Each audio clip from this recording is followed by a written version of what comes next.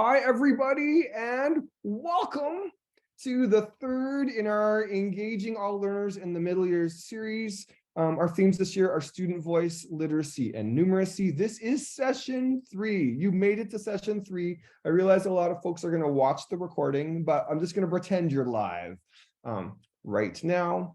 Vicki and I will be connecting back to the themes from the previous sessions, but we're also going to offer you some things from our practice that we're really excited and passionate about and really foundational to who we are as literacy educators. My name's Leighton Schnellert, and not only am I your host, but I'm also presenting this time. How exciting. And I feel just so grateful to be presenting with Vicki Roberts. We have been literacy soul sisters for much of our careers. And I remember connecting and meeting and presenting together when BC Tela held our conference in Saanich, maybe that year, or Souk. This session is co-presented by the Rural Education Advisory, the Greater Victoria School District. We have support from the Ministry of Education, as well as the Edith Landau Virtual Learning Center. And I should also celebrate that BC Teachers of Language Arts are also co-sponsoring this year as well.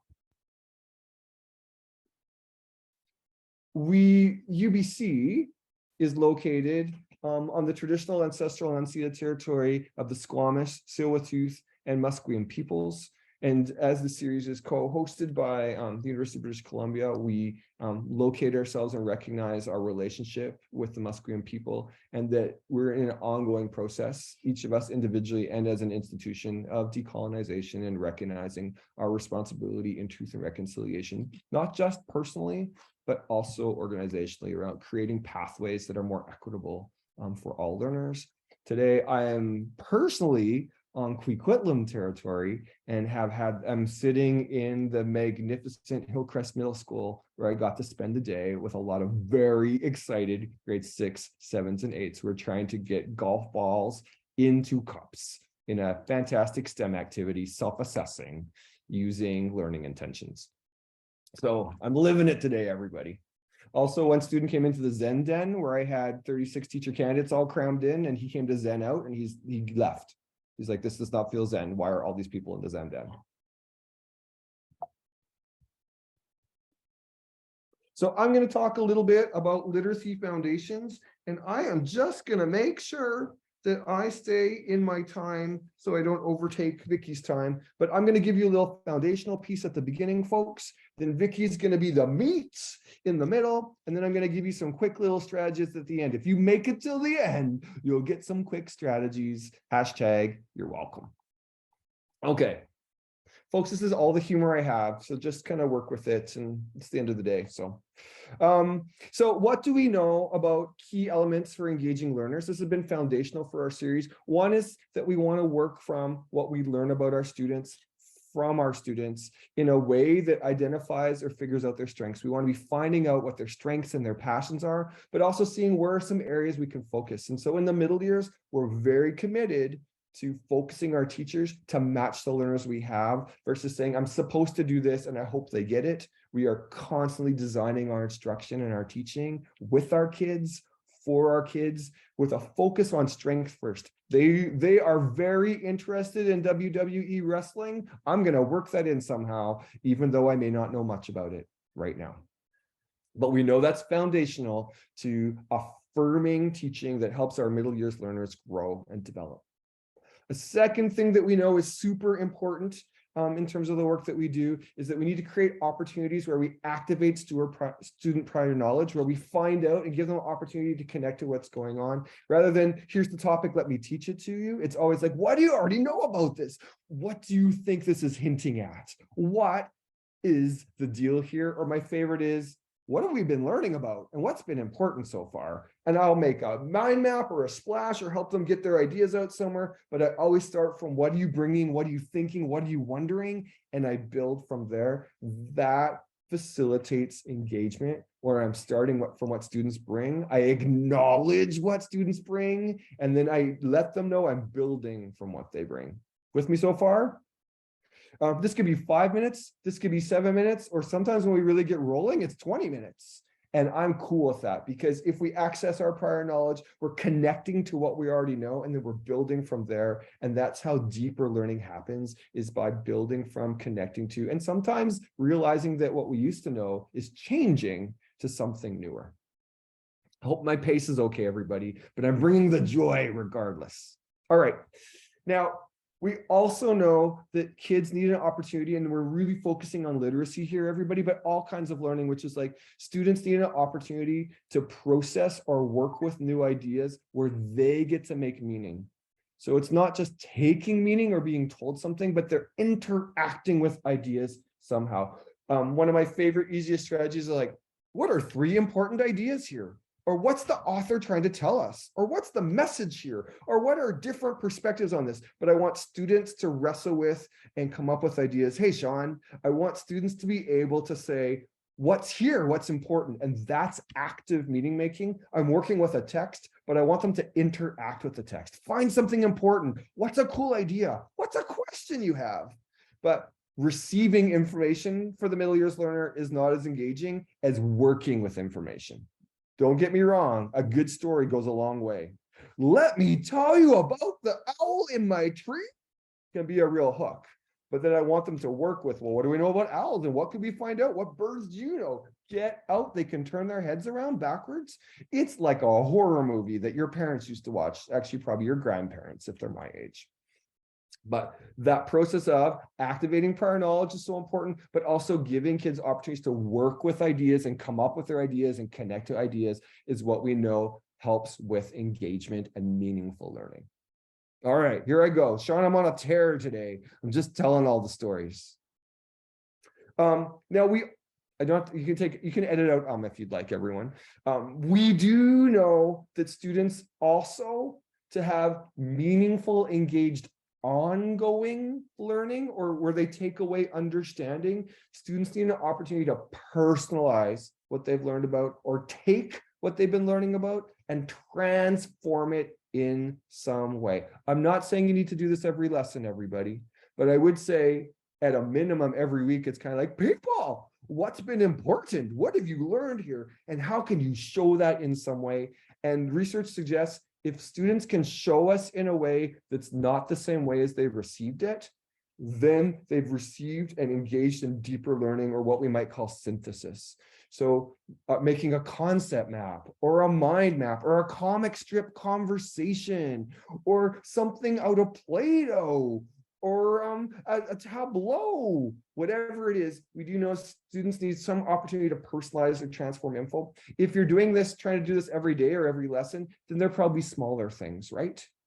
An exit slip, a drawing on a Post-it, a sketch, a web, but just the chance to take the information and make it their own. My personal favorite, everybody, is to create your own scenario. Based on what we've been learning about, what's a little snippet of a story, or a beginning of something you could tell, or a solution to a problem, or posing beginning of a case study. I love a student-written case study in social studies, everybody. Okay, and then lastly, I just want to highlight from this research around middle years engagement is that we need to create opportunities for students to self-assess themselves. How am I doing? To set some goals. What do I want to work on? And then to see how am I doing with my goals. Some of you have heard me talk about this before, everyone, is like Core Competency Friday. Like on Fridays, what have I learned? How did I do? What's my evidence? But also, what do I want to still work on? And so by doing that, it creates ownership for kids inside of themselves. It's not about me setting goals for them. It's about them setting goals for themselves. But the flip side of that is, if you have learning intentions for the week that you've been working on, the Friday self-assessment can be related to those learning intentions, right? So then it's not mystery learning. It's kind of like, what did I learn related to this? And so that's the kind of work that we're trying to do. Are you with me so far? Is anyone still awake? People, Sean, are you still there? Yes, Sean, can you hear me? There's a song in there. All right. There's a song in everything. I'm going to sneak my way over to the next slide, folks.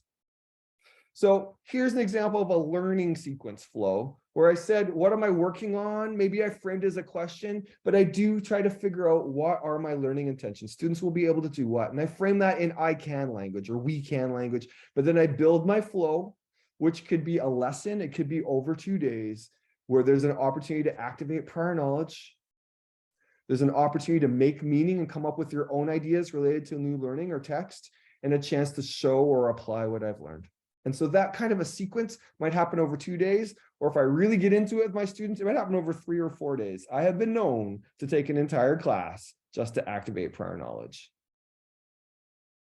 All right, I'm going to close my section, Peeps in the House, with just a few literacy specific things that come right from the research that I hope are both affirming, but also, what can I call it, Alexia? Renewing?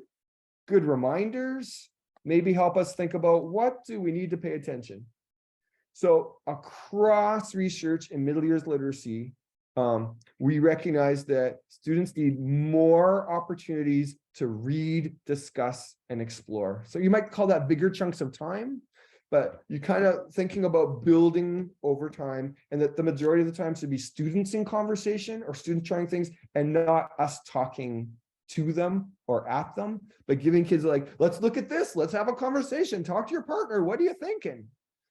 There is a process or a practice for us though, as the teacher, to really model what thoughtful literacy looks like, right? To like, what does that look like? What's an example? We have to not ask kids to do things that we ourselves have not modeled first. Does that make sense?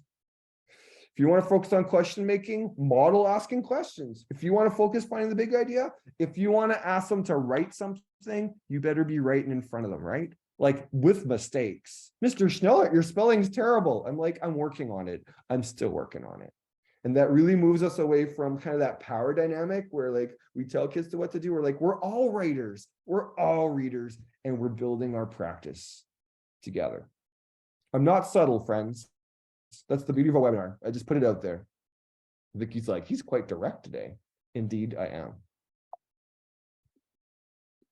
Here we go. So this comes from The Power and Promise of Real Louds and Independent Reading from Middle Years Research.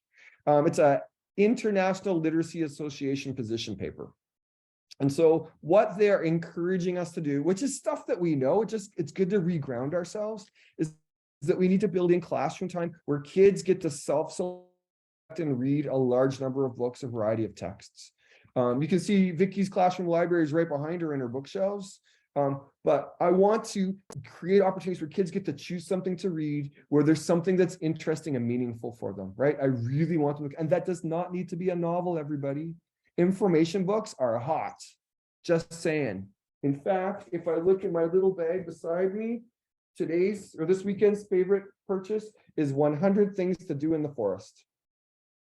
And so during quiet or engaged reading time, you know, they might read 1 or 2 of these pages and really think about it in terms of what's going on, but they've chosen it because they're interested. I do want to make sure that in my independent oriented reading time, I also have done some work around why do we read? What do we do during this time? And how do readers read? And so I know in the first session, Melissa talked about this a little bit, and Janice. So go back to webinar 1 if you're interested in seeing that.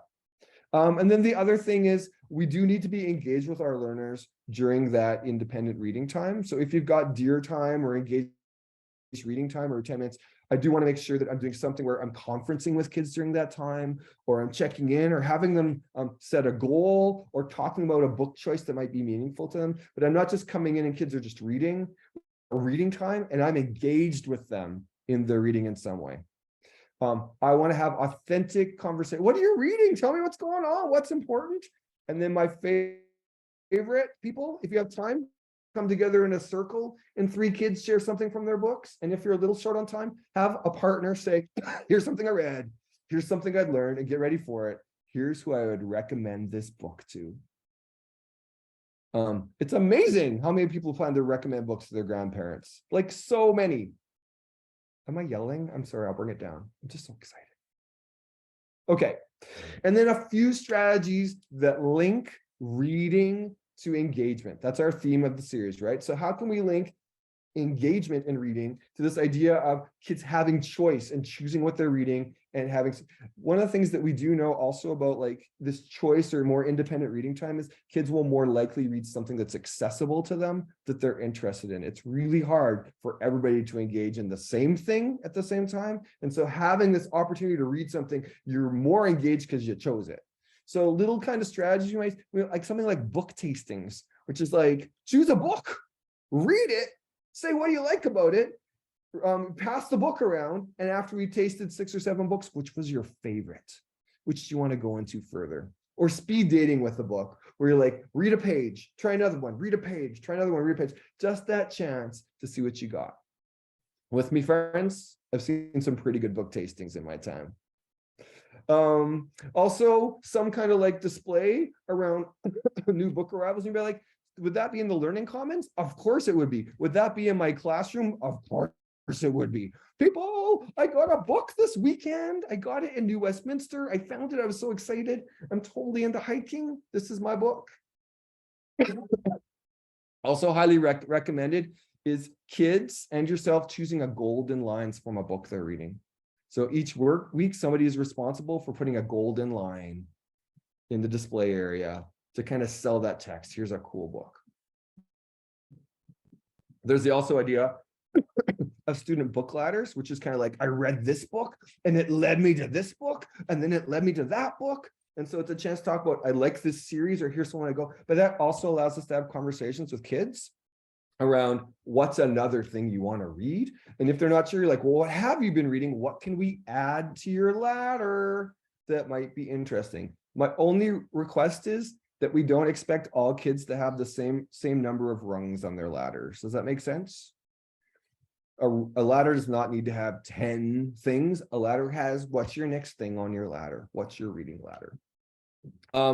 I also love this, people. Oh, Vicki, you're in Victoria area. Victoria has the highest number of books proportionally in Canada with marginal notes written in them. Isn't that a cool fact? So I'm not asking your kids to write directly into their books, but wouldn't it be really cool if they left some highlights or a post in a book like, check this out, you might like this book if, there you go. And so that also helps kids not just choose a book, but feel like they're connected to other readers of those books. You might post about a book if you have a classroom blog, or have like a feature book of the week. Or if you're using Padlet, kids can add a sticky note to the class Padlet about a book they read that they recommend. And then this one has been so exciting in classrooms I've seen this in, where they actually plan and they make a storyboard and they might record a video to convince somebody to read that book. You'll like this book if. And you're like, I don't use a lot of technology, Leighton. Well, students are pretty good at it. But the flip side could be, you don't have to do it with a video. You could do it live. You could do a live commercial for your book. All right, people in the house. Those are just a few examples of engaging strategies in terms of what you have, what you can do, and how we think about literacy in the middle years as centrally about engagement. There's an incredible teaching piece that I'll come back in the third chunk to talk about some strategies, but at the heart, it's how are we fostering passionate readers through engagement with books and engagement in, if you think about your classroom library or how you're connecting with the Learning Commons, we're making sure that the perspectives, the voices, the identities of the kids in the books or the characters in the books are diverse so that students can see themselves in books, but they can also be introduced to other experiences they may not have had otherwise. Whoo, I really got excited there. Sometimes that happens. I'm wondering if you would be open in le chat box, that's French for the chat box, and just offer in some book that's been hot in your context. Kids are into it, reading it, maybe it's a book you love, but what's a book that we should all be aware of that's something that is just, kids are into it, excited about it, interested, or maybe it's a book that just made a connection with one kid, because you know that's what you want to do is match a kid to a book. Here they come, look in the chat box. Remember, the book may not be fiction, the book might be nonfiction. Here they come. Look at these books. Yes. I will say that one of the most successful books that I've had in my classroom library in grade 6 is called Holes. It's still a hit. Thanks, Rachel. Yes. Anybody using Robin Wilkemmer and Monique Gray Smith's adapted version, the youth version of, let's see if it shows up in the chat box. Braiding Sweetgrass, which has been so incredible because they're only like 3 or 4 page excerpts, right, Vicki? If you hold that open, so you can see that you can do a little excerpt from that book and look at the images and the connection, but written for youth. Oh, Karen, that is so amazing, right? We're like, look at all of these books with different voices and different contexts. All right, friends, so exciting to be here together with you. And I think you can also see from the chat box, isn't it exciting when you brainstorm with other educators about books? If we ourselves try to do this all by ourselves, we're literally going to do our best. But when we connect with other teachers, the Learning Commons teacher, support teachers around, what are some books or some things that are accessible? Suddenly, we've got more ideas and more pathways to kids. Okay, any other last books you want to put in the chat for me? This is your chance. Books that are a hit.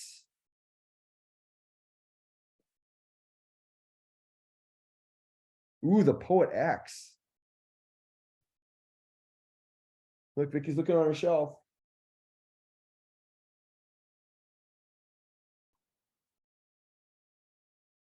Okay, I got one more to show you right now. Oops. Though my showing is not great. This is Nature All Around Trees. And so what I love about having in my classroom library connection are information books where kids can just spend time with a couple pages, engaging, noticing, looking, making connections. I want to make sure. Oh, thanks, Vicki. Ooh, thanks, Jeanette. Hey, Jeanette. I'll type mine in the chat box. And Nature All Around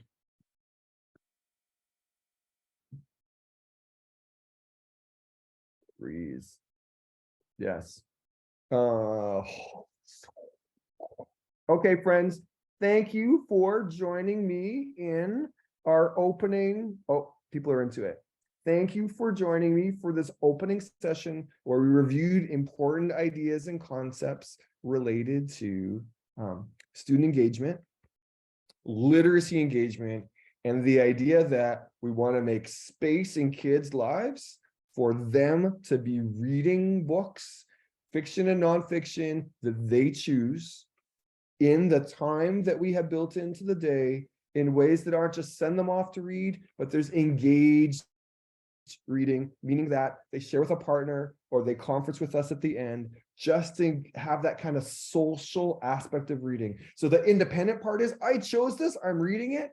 The social part is, here's something I noticed, here's what's great about it, here's who I would advertise it for, here's my recommendation. And the two together, oh, look at that. Individual and social, that sounds like maybe book reading and independent literacy time might be social emotional learning.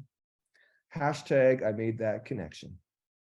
Okay, people, thanks for starting out with me. I just am looking for a couple more book recommendations in this chat box. Come on, people, get it out.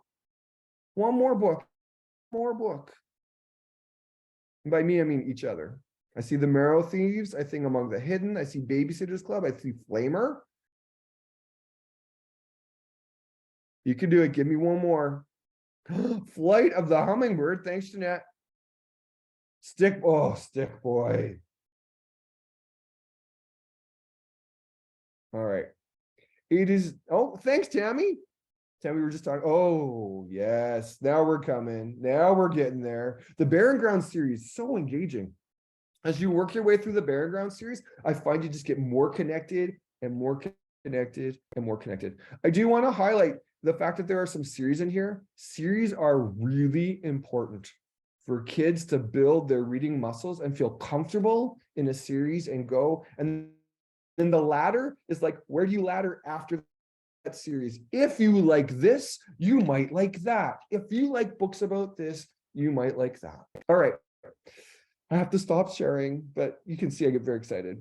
I'm super delighted that Vicki Roberts is joining us today to co-present. In the very first webinar for this series 4 years ago, Vicki and I presented together, and Vicki presented some powerful work about upstanders engaging with her class in ways that help them think about how do we engage in the world, building off Sarah K. Ahmed's work, whose new book is called Be the Change. Vicki's going to talk to us now a little bit about writing. And Vicki, we're just so happy you're hearing it. I know you're going to do a bit of a self-introduction, but may I just say that it doesn't matter what role you're in, classroom, team leader, vice principal, district vice principal, now you're a principal of a middle school, that the fact that you are in classrooms as much as you can speaks to your commitment to engaging with kids, engaging with learners, and finding the energy in that work. So I pass to Vicki. Thanks, everybody. And just a reminder, I'm coming back for the last chunk for some quick, fun, accessible strategies. Over to you, Vicki. Thank you so much. Hello, everybody, and thank you, Leighton. I feel like I can't. Oh, am I? Okay, good.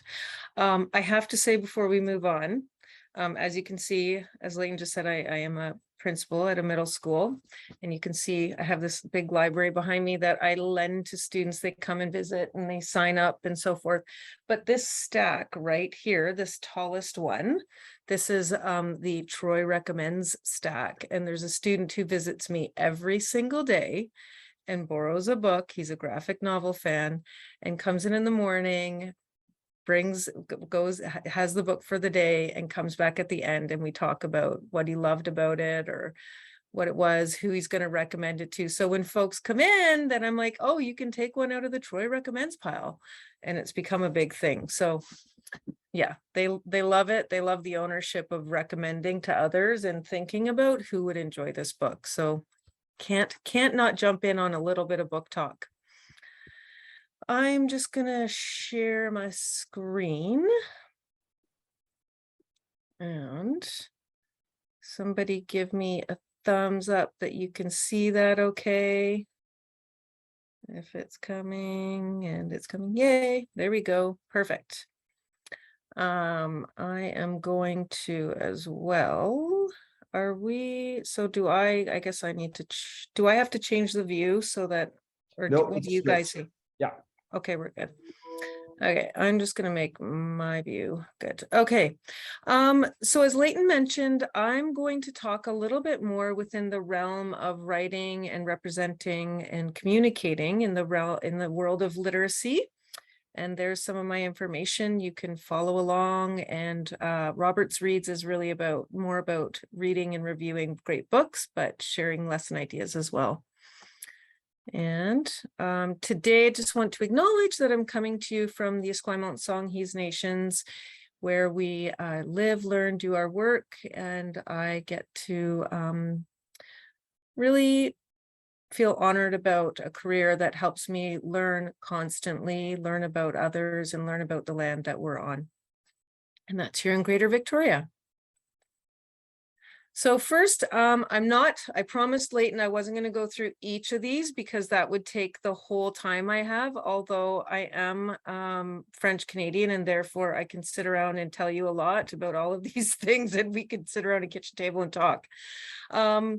But this is a little bit about me, and I'll focus on the pieces. You can look at all the things that are there, but really I have been an educator since 2000 and what was it? 2004 I graduated.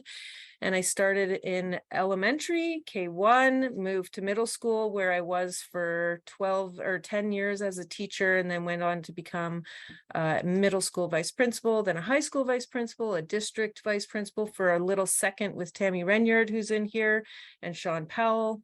And then this September, I came here to Glanford Middle School, which is a wonderful middle school here in Victoria.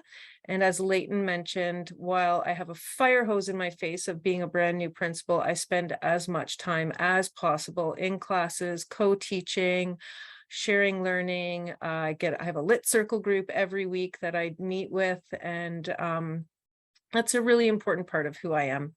And all things literacy bring me incredible joy, and love thinking about that K-12 lens, which I'm very grateful that I've got to have. So for our session together today, we are going to do a few things, one of which is that we're going to be working on developing an understanding of a supported writing community where all students hopefully see themselves as writers, and that's the big deal. It's what the goal is, that all of our students feel that they are able, that they're excited, and that they know that all the writing that they do is valued in the writing and representing world. Developer understanding that writing is a means to develop student voice, where students see themselves as relevant, purposeful, and authentic.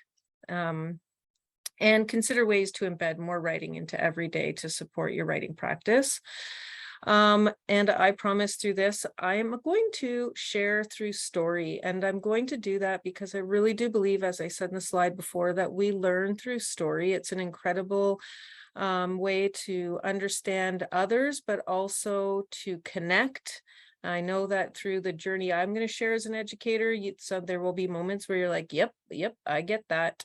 And so I want to share the story of my journey and my students' journey, and how we developed and how I have grown to understand writing and representing in a bigger picture.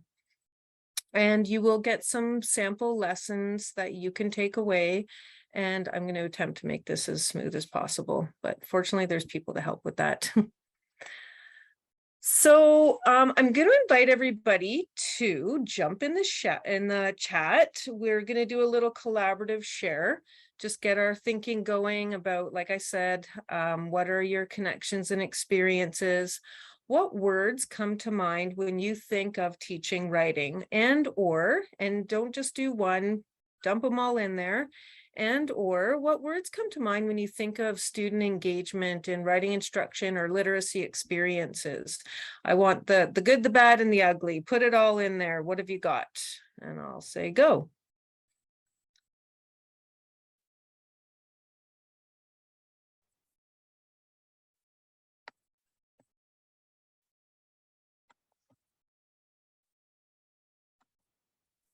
Oh, sorry. Yeah.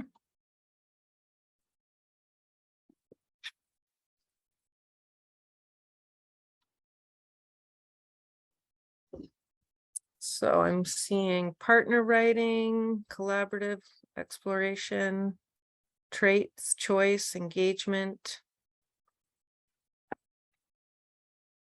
low floor, high ceiling, collaborative. I love that. Imagination. Formulate, that's okay. Remember I said, put it all in there. Dave Shortreed. Dave Shortreed says sentence starters. Oh my goodness, I didn't know Dave Shortreed was here. This is exciting. Prompts.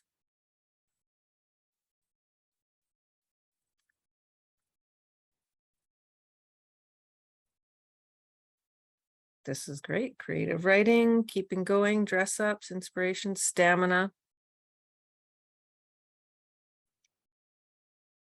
Role models, feedback, great. Self-reflection, just a couple more. Oh, thank you, Angela. Audience.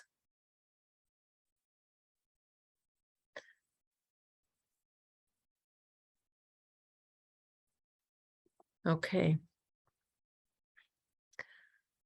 So on that, it was a number of years ago, and I was, like I said, it was when I was in my middle years teaching. I had a grade 7 class. It was a really well, every year was a great group and different. They're all different and dynamic in their own ways. They develop a little culture of that class community, which we all grow to love very quickly.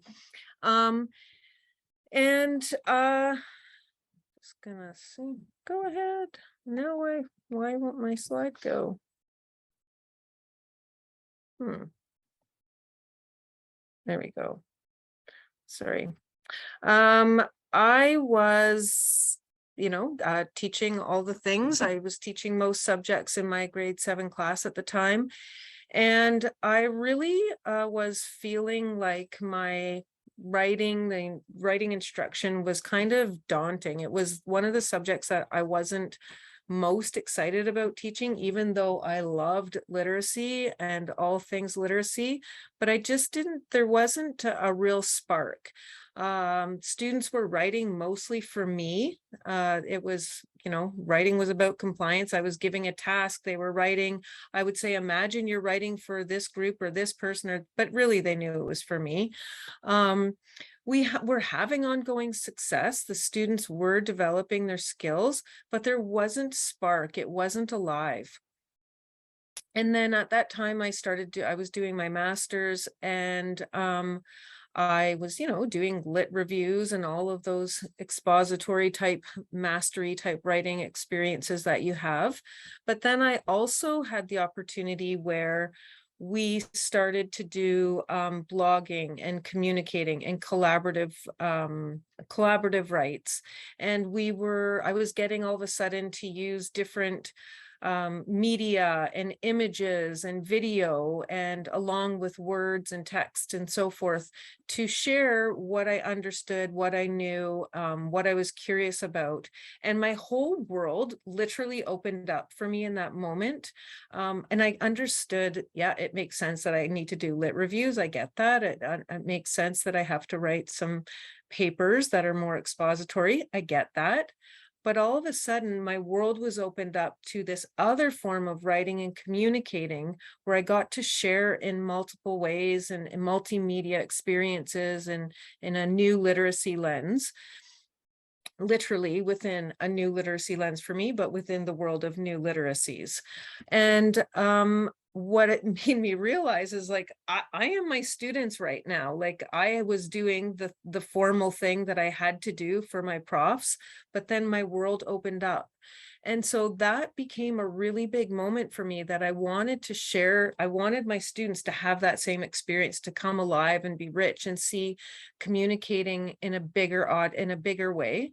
And so I had this really rich reading community in our class, doing many of the things that Leighton was just talking about, with these wonderful literacy reading experiences and a wonderful culture. But why couldn't I do the same thing with my writing community? And so within that lens, the key lessons that I was doing for our reading community, I started to draw into our writing community, so that all of our students would see value within their writing and representing and communicating. You see there's a link there, and that's the link. You'll get a link to the lessons. But what that meant was there was 4 key important questions that started: what do we write? Why do we write? How do we write? And who am I as a writer? And Leighton mentioned that way back 4 years ago, 4 years ago almost, we did the first session, and a lot of that was the exploration of understanding and pulling purposeful work and identity understanding, and helping our students understand who they were, but not only as people, but who are they as writers and readers and communicators and thinkers and learners and all of these pieces, and bringing that in explicitly. So we'll just take a little moment and once again pop back into the chat. I want you to think about yourself in a day, think about yourself over time, think about what you experience in the writing world. What are examples of things that we write? And if you don't write essays, that's okay, but you know that people write them. So you can put in all kinds of examples. What are things that people write?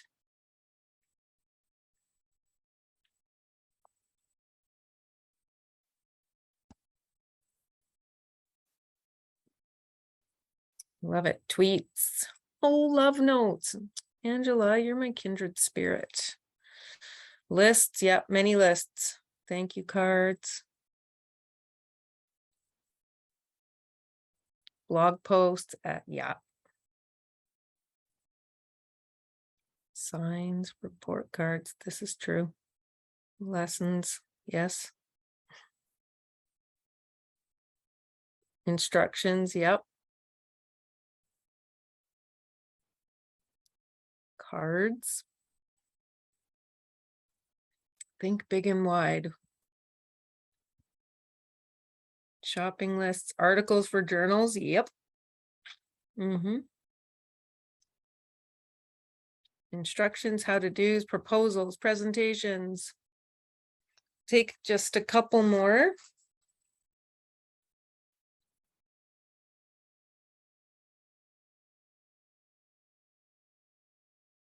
Notes to families. Sticky notes. My office is filled with sticky notes.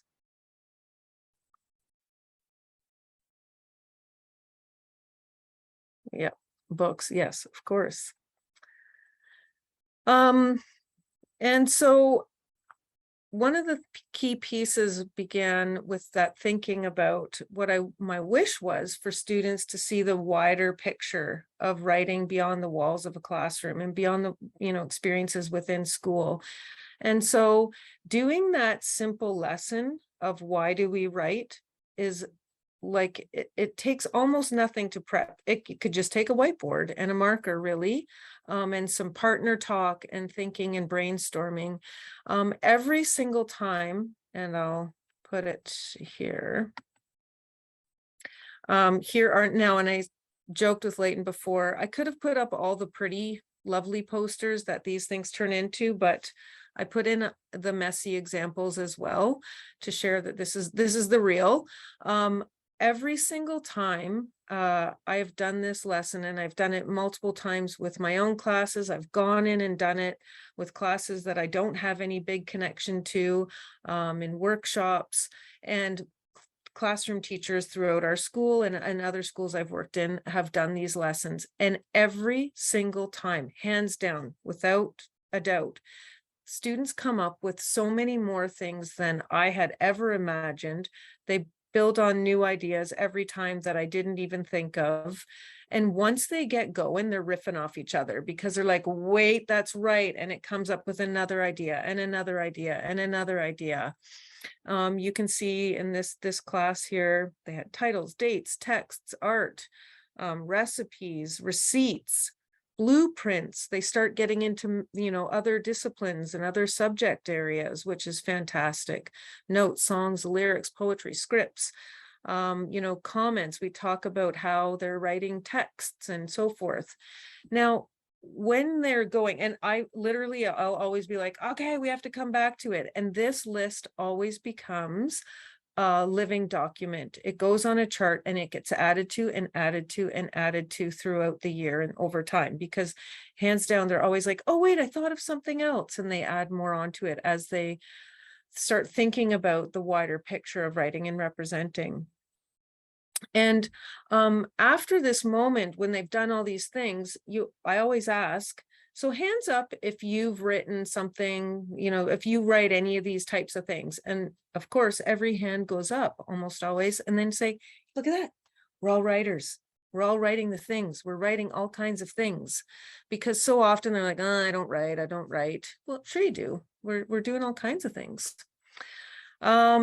We also move on to why do we write, and that one. And I will just say this, I've learned to always start with what is far more concrete for them. It's easy for them to build up ideas.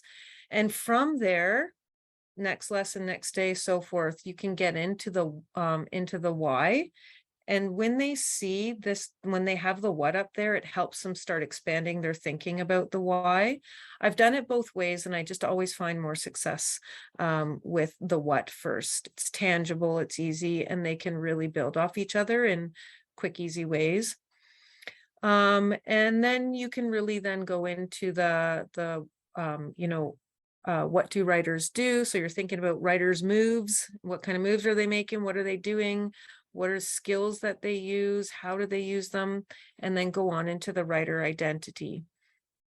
And really that writer identity piece, that then becomes something that they reflect on, come back to, build on as their skills and their understanding develop throughout the month or year, whatever it is. They can goal set from there. They identify what they're doing well. They start seeing themselves in a bigger picture. And so I wouldn't suggest leaving that part out, because it's really critical for them to understand themselves and what they do well and what they want to work on. This is building in that agency and that authenticity. If we have time, we'll jump in for questions, but if you do have a question, you can throw it into the chat as well. Oh, we did that.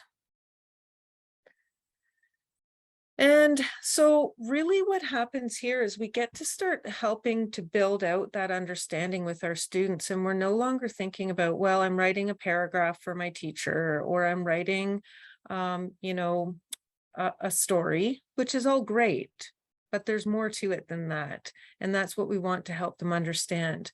We help them understand when we're looking at all of these examples that writing is actually representing. It's a form of communication, which we get and we know, but this is where we have to make this explicit, and they're exploring this.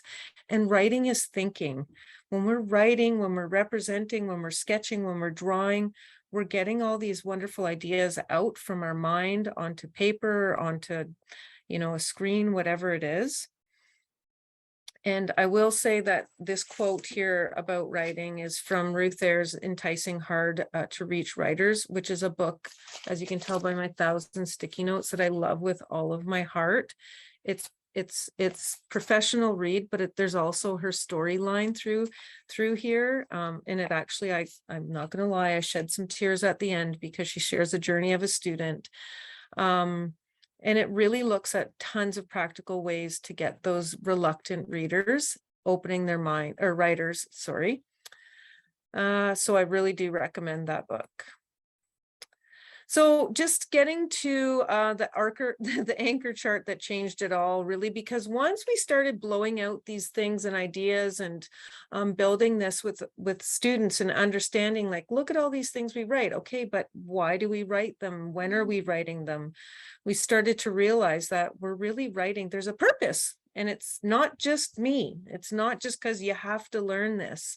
And then within that, there's always an audience. And I know that these things we know as educators, but once again, I can't say this enough, helping our students to explicitly get this is critical. And then once you know that, once you know what your purpose is, your audience is, then you can start choosing, well, how am I going to choose to communicate this in a way that makes sense? And I always give this example, you know, I would use with my students. You know, if I have a really great story to share, something that happened in my day that I just had to share with my best friend, Shauna, and I would sit down and think, okay, oh my gosh, this story is so good, so good, so good. So how am I going to tell her? Am I going to send her an email? No way, that's super boring. And like, she doesn't want to sit and read an email. That's more formal. I could write a text, but really this is too big for text. Maybe I could give her a call, but I don't know, because I actually need to see her face. I'm showing up on her doorstep. I'm going to tell her the story. I'm going to see the reaction. And sharing that experience of going through that journey is exactly what we do and how we choose to communicate when we're writing and representing. And it helps them understand that. So when we help our students stop and understand, okay, what is it that I need to communicate? Who am I communicating it to? And what is the best way to do this? And the best way might involve, you know, graphically or visually, what is the best way? But best way also includes who the audience is. Can they read text? Do I need to do it voice to text? Do I need to create a message? Do I need to be really formal and use my formal voice for this audience? So all of those pieces become much more meaningful. And this is where we're able to start adding in the choice with purpose, not just for the sake of choice and free for all. It's very purposeful.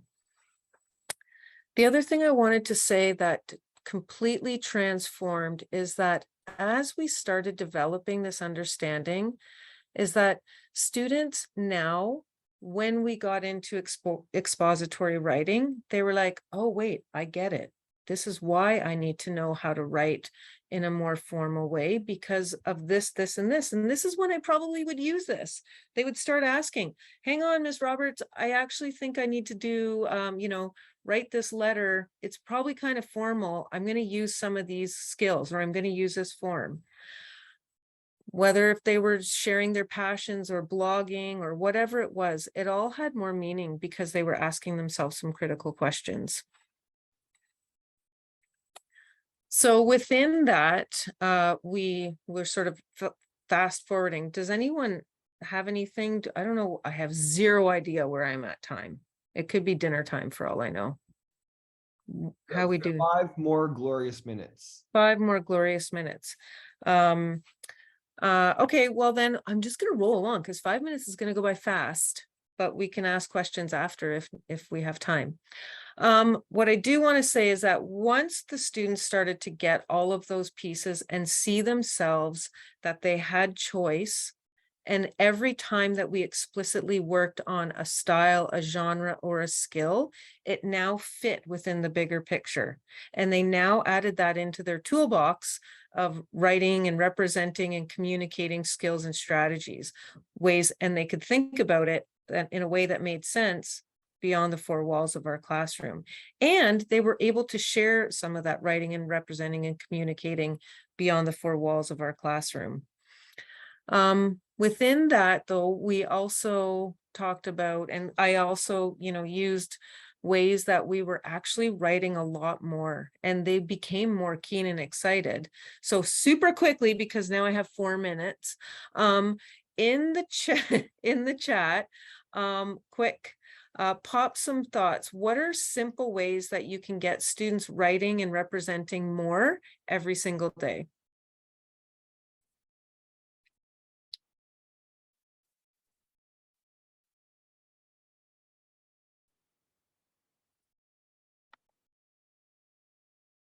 Yes, fan fiction.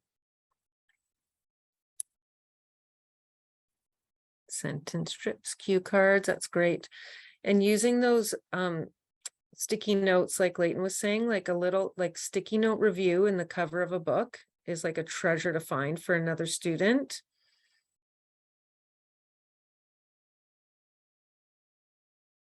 Quick writes, yes. Quick writes are literally like, I think I could just live on quick writes in a classroom. Tammy, I love doing quick writes.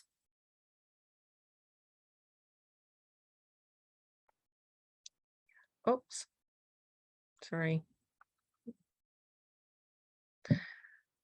Seeing that I already advanced the slide, I'll go to it. Here, these are many things that you've already put in there. Quick writes, notes, sketches, supported predictions. I am like pretty obsessed with supported predictions. Getting them to think, use evidence, tell us why. How the heck did you come up with that? That's awesome. Read aloud responses, letters to friends, collaborative writes with classmates, asking questions, tickets out the door, headlines, captions. I love using, okay, so you just read this. What would the newspaper caption be? What would the newspaper headline be? Writing tweets, IGs, etc. Sketching, writing, and just, I really encourage that any time to just get them to do more writing and representing embedded throughout in their math and so forth. I love like those students who came up with ideas about in different subject areas, helping make that connection for them. Like, yes, look at you, you're writing, representing, and thinking in math in all these ways. It's really important to say it out loud and name it every time. And I do just want to say I am like also a super mega fan of, well, if I can get them to come up, quick writes and journals. Just a few other things. If you're not using them, I really suggest you do. They can be accessible for all students because you can write, draw, sketch. You can start with one word, a list, a web, move on from there. They really promote sustained writing and writing fluency, building that writing muscle. Leighton was talking about sustained reading, and I always think about reading muscle, and I go through it as well. Sometimes I can't write or read for as long, and it's because my muscle's tired, and you have to build it back up. Provides another opportunity for students to write in the day. It's informal. It prepares students for more formal writing later. And I will always say, I have to tell a teeny funny story. One year I was doing a similar presentation and talking about journals, and my son's teacher was in the session. And the next day he came home and he was like, "Oh, I just want to say thank you." And I said, "Oh, what's that?" And he said, "Well, our teacher said that she was in a session and learned from you, and she's no longer going to mark our journals." And I was like, awesome.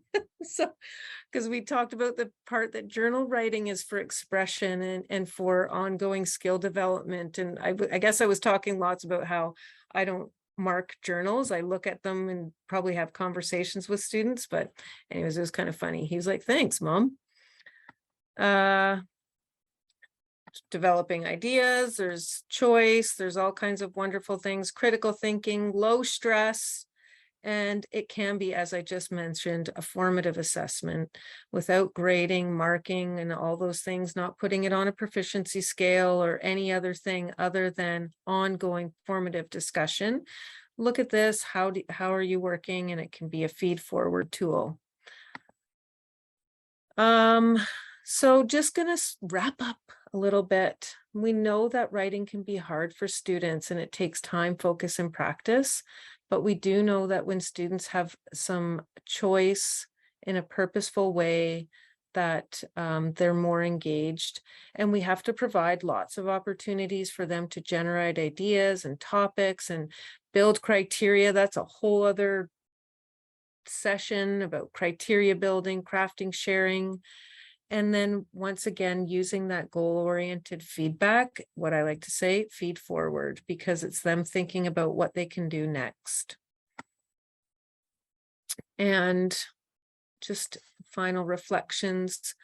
When our students really see that they have all the forms of writing and representing as valuable, when they're out of school, I hadn't even gotten into this part, but when we value all of the writing that they're doing outside of school, because they're doing all kinds of things.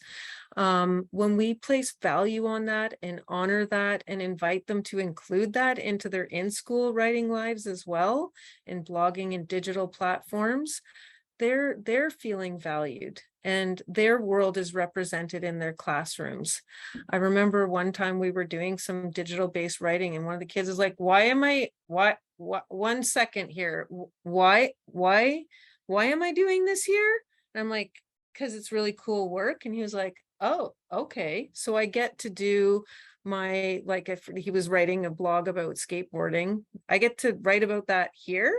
Yeah, you do. And so it's a big deal for them. And once again, always encouraging, what is the purpose, who is your audience, and what is the best way to communicate? Those three simple things literally can change the world in your writing classroom. I basically went over that. I did say single points rubrics are your best friends. And these are 4 books that I love with all my heart and soul. And there are many, many, many, many more, but these are ones that I come back to nonstop. And we can share those with you. And yeah, I just think that this all doesn't have to be something that starts in September. I would encourage everybody to think about building out. You can do the simple ideas about getting students thinking about all the writing and representing that happens in the world out there, and encourage new ways of, in the work that you're doing right now, to think about how can I expand it and help them see that they can represent and communicate in new ways.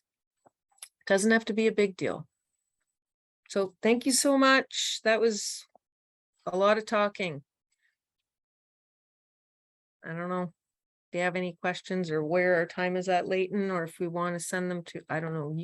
But now back to you. That was great, Vicki. Thank you. Mhm. I'm going to pick up for this last little piece with just a few practical strategies you can take. I will say one of my favorites, Vicki, is In the Middle by Nancy Atwell. Oh, yeah. Always been like a central writing workshop text for me. Got it. In the Middle. And she also has another resource called Lessons That Change Writers, which I just love. There it is, because it's for mini lessons. It's for mini lessons. And so I just love that idea of kids decide what they want to write about. And then I teach mini lessons to help them write what they want to write about. And I've always loved that resource so much. Hashtag, we clearly need to have another webinar series just about writing. All right, folks, as promised, I'm going to close with a few strategies that support engagement related to literacy connected to that opening. So I'm going to reshare my screen. I'm very excited to see this work. How am I not any better at this after 3 years? Here it comes. Feel the excitement. Jeanette, you feel the excitement?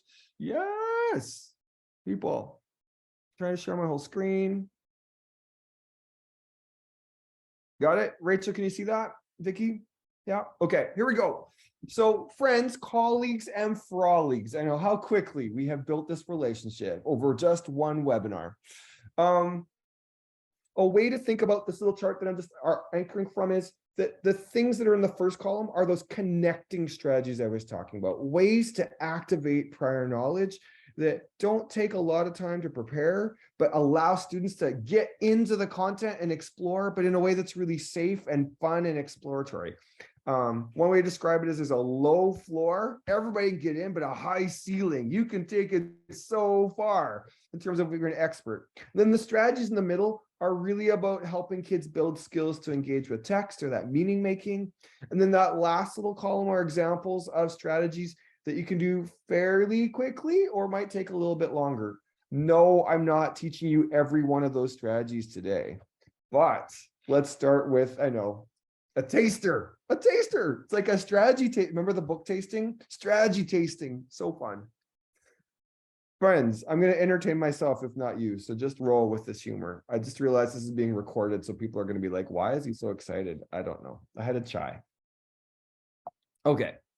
So peeps in the house, here's one of my favorite strategies that takes about 11 seconds to prepare. I like 11-second strategies, especially as the new season of Survivor is coming. And so one day a week, I'll be just obsessed with that. So in this one, you say, what are 4 things or 4 keywords or concepts related to what we're learning about? I like to have 1 or 2 words that we've already been learning about, and then have 1 or 2 words that are new words that we're going to encounter. And so I put the 4 words up on the board and I ask kids to take their piece of paper and put 1 word in each of the corners. And in the middle, they have to explain how they go together. They can make a diagram, they can write a sentence, they can make a poem. I am open to whatever they want to make. I love a diagram though, as Jeanette knows.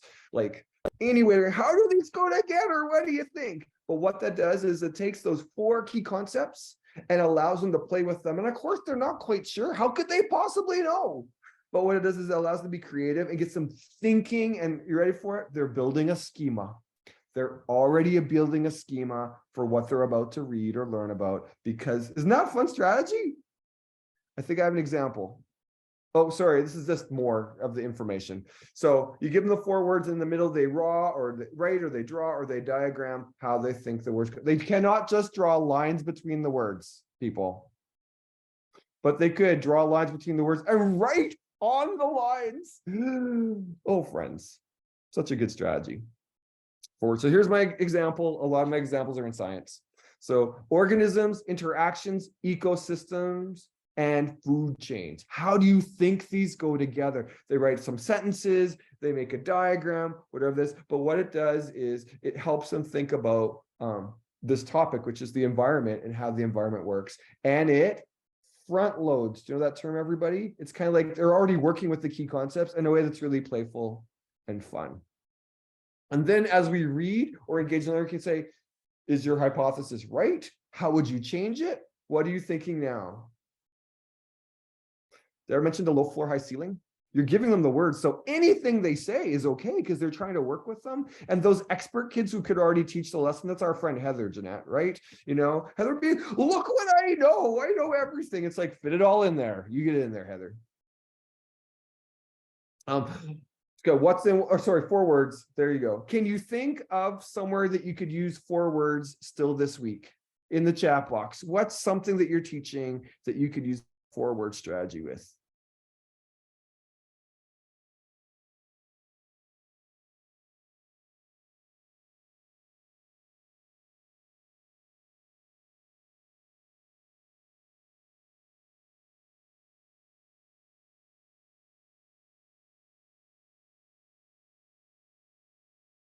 Yes, people. Do you know what I'm going to ask you next? I'm not letting you off the hook. What would your 4 words be? Come on, give it to me. What would your 4 words be?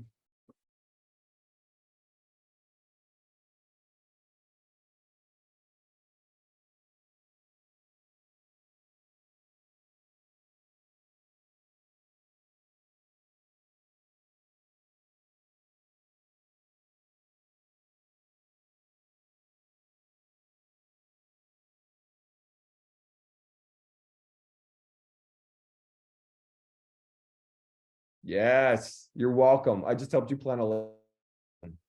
I'm here for you, peeps. All right.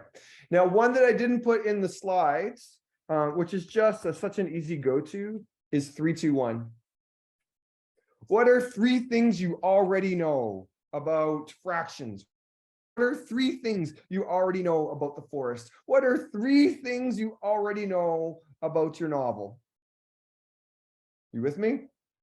What are 2 wonderings? What are 2 things that you wonder about fractions? What are 2 things that you wonder about forests? What are 2 things that you wonder about your novel? What are 2 things that you wonder about war or revolution?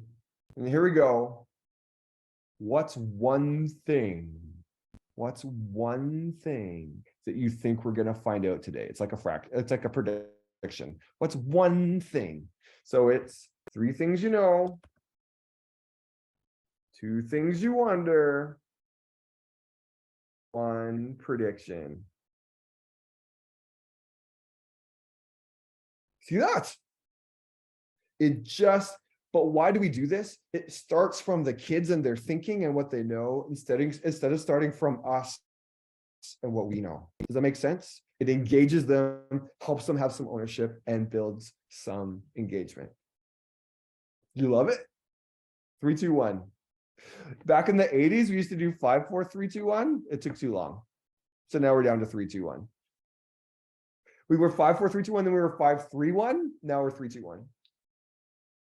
You could do this orally, everybody. It doesn't have to be done with writing. You could just with your partner. But what it is this strategy is partner work opportunity, right? What do you think? What did you and your partner think? And if you're going to up it a level, if Rachel and Jeanette were partners, Rachel would say, Jeanette's cool idea was this. And Jeanette would say, Rachel's cool idea was that. So that kind of ups the listening to each other and allows them to not just share what they know, but find out what their partner knows.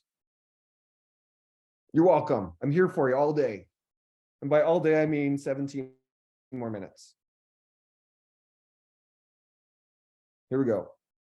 I love this one. It takes a little bit more prep. It's called What's In, What's Out. It involves tricking children. I love tricking children in appropriate ways.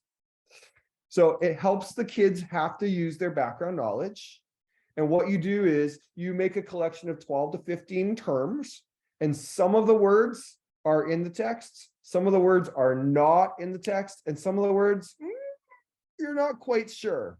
And so it allows them to kind of guess and figure out and have to come up with, you ready for it? Bum, bum, bum, bum, a hypothesis. So here's the next slide. Here it comes. So it's good to use a piece of text that has the concepts in it. I love an article, everybody. If you know me, I love Newsela, Newsela, Newsela, because I can type in and get 3 or 4 articles on a term I want. Vicki, can you put Newsela in the chat box for me? Just the name. And so I've got my article. I might find, a magazine on that topic. I also love National Geographic for kids. That's online. I also like Maclean's magazine is online. I can get a little article from Maclean's magazine. But what I do is I go and then I choose 12 to 15 words. Some are in, some are out. And if you want, you can focus on an image. I find not using an image can be helpful though too. It's more tricky. Here we go. I do give the students the title of the article. That'll help them make their prediction, right? So I give them the title. Folks who are working with like a chapter in a novel, I think what you want to do is kind of like be like working from the previous one. Thanks, Vicki. Great. And then depending how you want to do it, I write the terms on the board and they put them into columns. Or if you get really excited, you could cut them up, right? And they could move them around in terms of what's in, what's out. Okay, here comes the example. Are you ready? Are you excited? I know you are. Here we go. So here's our title of our article, Crime Solving Scientists. So we're going to read this article. You know this one, Jeanette? Okay, pretend you don't. Here we go. So, friends, I'm going to read you the words, and then if you're with a partner, you decide which ones are in, which ones are out. I'm going to ask you just to do independent. So here we go. Arsenic, Sherlock Holmes, DNA, internet, genetic, bloodhound, lab coat, forensic, hair, finger painting, fingerprinting, gastroenteritis, milk, homicide, exhumed, and technologies. Okay, ready in the chat box? Give me 2 or 3 words that you think are definitely in the article. What are 2 or 3 words you think are definitely in the article? Type it in the chat box for me. 2 or 3 of those words you think will definitely in.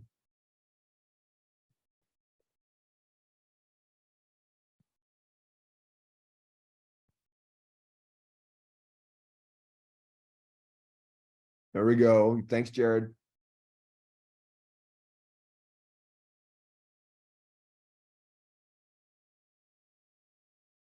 I'm just going to do some fingerprinting. Tara thinks Sherlock Holmes is totally in. Oh, it's Taya. Hey, Taya. Okay, you ready? So now, here's what I want to tell me. Give me one term you think is not in, and tell me why you think it's not in the chat box. One term you think is not in, and why.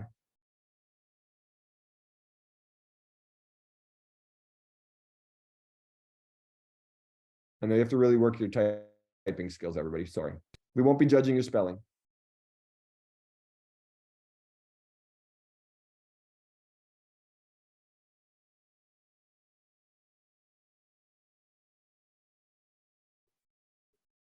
Thanks, Angela.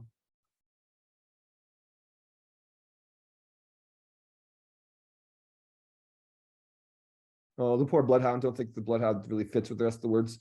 Milk, because it doesn't really make you think of CSI. Good, Rachel. Nobody wants an upset stomach. Amazing, people. You are middle years learners. Yes, you are. So what's great about this? Yeah, great. Oh, that lab coat might be too obvious. Good, people. So what I do is I do have kids in partners for this, right, everybody? So with their partners, they decide which ones are in, which ones are out, which ones are maybe. It's helping them build a schema, right? It's helping them think about what could this be about? And they're wrestling with vocabulary, right? And they're thinking, what could it be and how it relate together? Usually when kids share out, they'll say things like, okay, if this one's in, then that one's out. If this one's out, does that make sense? Then that one's out. So they're coming up with multiple theories. And they don't know yet, unless you're Taya and Jeanette, and I've done this strategy with you before, and good work not revealing everything right away. But what it does is it really helps kids talk with each other, discuss the ideas, it's like 4 words, same idea, but it gives you a chance to play with the vocabulary in a way that helps them own it. And then as you read the article, they're like, shut up, you're kidding me. It's in, it's out. They get angry, they yell at me. I'm okay with that. Okay, so here we go. I'm going to tell you, just for the sake of telling you, people. Here we go. So arsenic is, what do you think, in or out, people? Arsenic is arsenic. Somebody give me something on your mic or the chat box. Come on, in or out? In, out, in, out, in, out. This is great. It's in, people. It's in. Sherlock Holmes, in or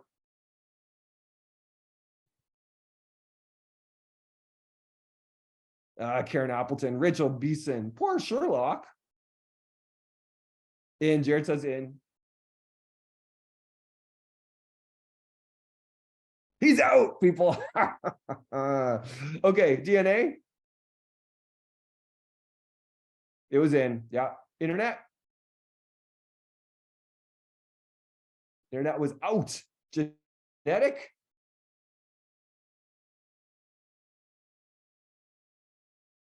Yeah. Usually if DNA's in, right, genetics in. They kind of go together. Bloodhound. Bloodhound. Sean Powell's in now. He's into this. Yeah, you're right, Sean. The bloodhound's out. So sorry. Sorry, Karen. Lab coat.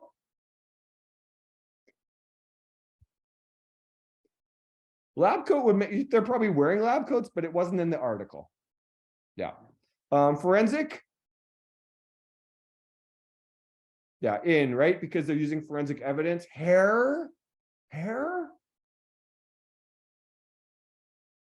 Why in, people? Why in?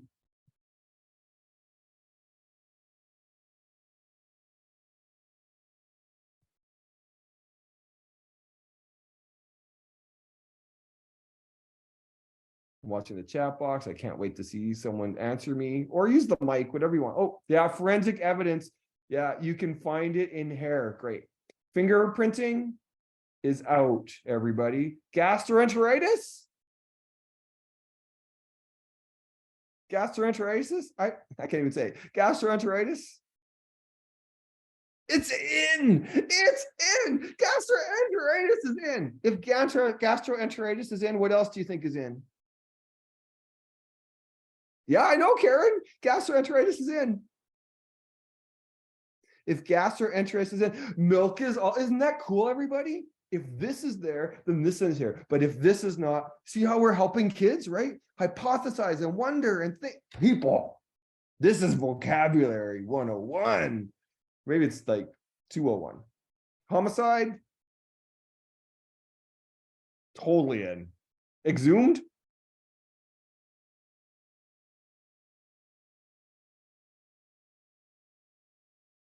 You know, I know, like, could it be in? Could it be out?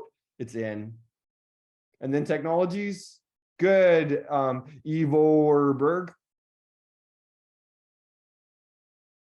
Yeah, technologies is in because they use. So here's what, as we read the article, what we found out was that they exhumed Napoleon's body and they tested his hair.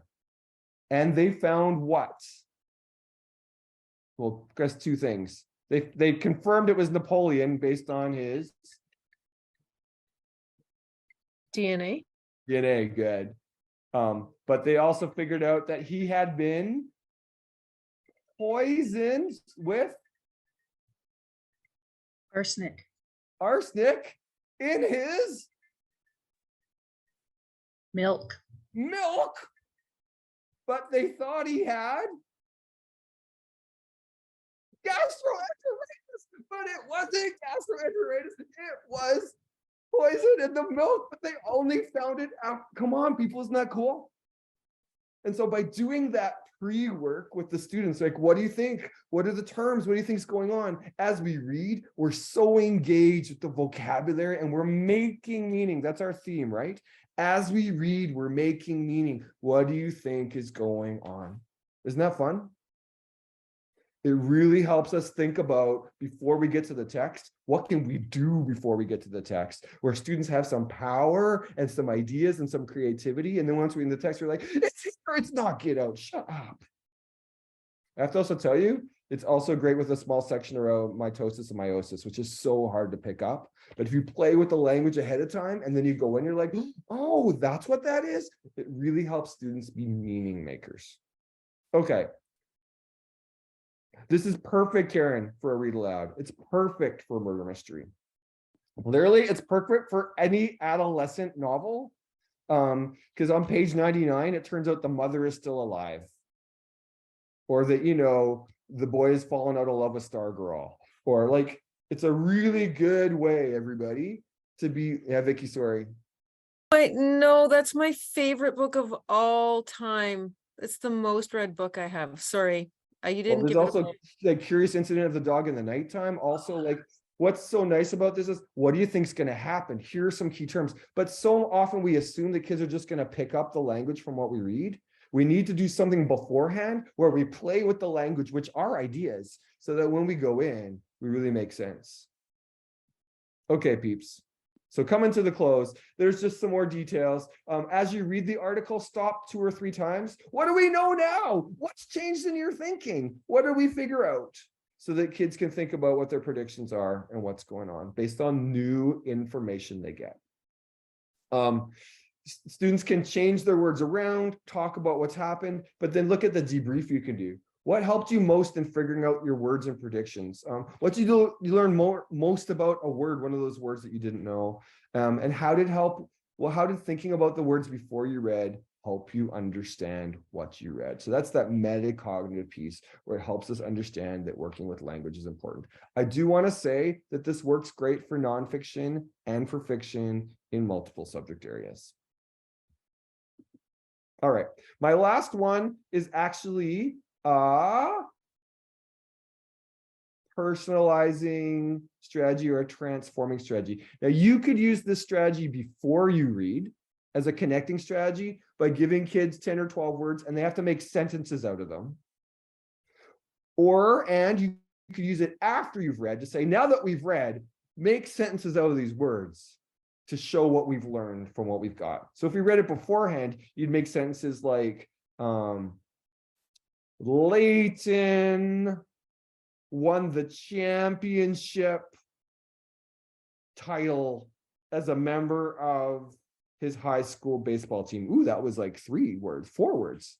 But what we're trying to do is get kids to use terms. But what's so nice about Connect 2 is they're just building sentences out of what they read. But what that helps them do is it helps our students work with language in a really productive way. It doesn't take too long. If you've got a class of learners that are not super excited about writing, I'm sure there must be 2 or 3 of you out there. You can do this orally without writing. You can just say your sentences and share out. But what it again does is either going in, you're predicting, but what's also really nice, it's a really nice one coming out. So Vicki talked about exit slips. We talked about quick writes. Here's another way at the end that's a pretty good way to be like, here's what I learned. And you make sentences coming out of those key terms. And are you ready for it, Rachel? After you've done this strategy 2 or 3 times, the students will start picking the words themselves.